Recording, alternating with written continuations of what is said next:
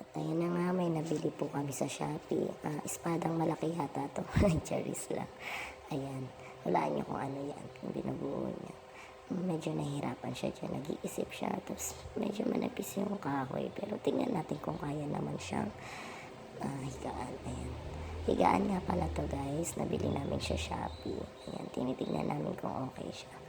Ayan. Medyo nahihirapan nga siya magbuo kasi nga komplikado daw sabi niya. So, ayan na nga. Unti-unti niya ng tinutornilyo. Tornilyo lang pala yan guys. Ayan yung anak ko nangungulit. Oh.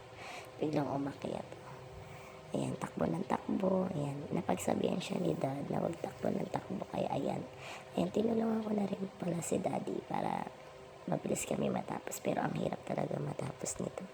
Ang tagal talaga. Masyado talagang mabusisi. Kailangan mo talaga tignan isa-isa. Ayan na nga, medyo nakabuo kami at sabi ng anak ko, she want to help daw.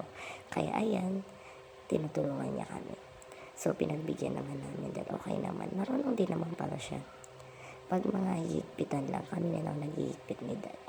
Ayan na nga, nagtutulungan po kaming tatlo. Ayan, ganyan po kami. Ayan, nakabuo na po kami ng parang pabak siya.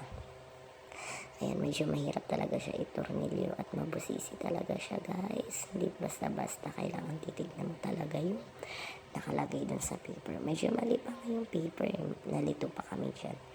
Pero okay rin naman. 3 utak gumagana dyan. Ay, 2 lang pala. Samahan rin na natin yung anak ko. Ayan. Ayan, medyo masipag yung anak ko dyan. May help talaga niya kami. Ang galing-galing niya talaga magtornilyo guys. Ayan. O diba, nag-help niya kayong daddy niya, ayan, para mabilis matapos. Ayan, 2 talaga sila dyan, hinayaan ko lang sila dahil madali lang naman. Ayan, medyo bumubuo na po, nalagyan na lang ng tibay ni dad. Ayan, kamali pa nga, kailangan mo na pala ng paa sa baba para may tibay. Sana matibay nga lang tong ginagawa namin to. At medyo nga manipis nga yung kahoy niya.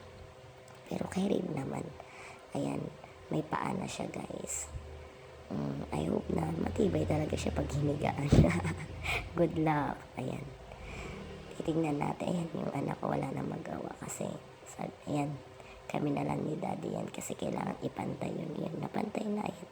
Nilalagay na isa-isa. Ayan. Ano namin yan eh. Ipapantay-pantay namin kasi hindi dapat siya dikit-dikit. O, diba? Ayan. Okay na, guys. Medyo nabuo na namin siya. My God. So, tumingin na naman kami sa may parang map na yan. Kailangan din itornilyo yan, guys. Lahat yan, tornilyo. Oh, my God. Ayan. Ayan. Excited na talaga yung baby. Oh, talagang, hinigaan yan. Oh, paikot-ikot na siya dyan sa bed. Ayun, nabuo na rin namin ang bed. Yan na yan, guys. Thank you so much.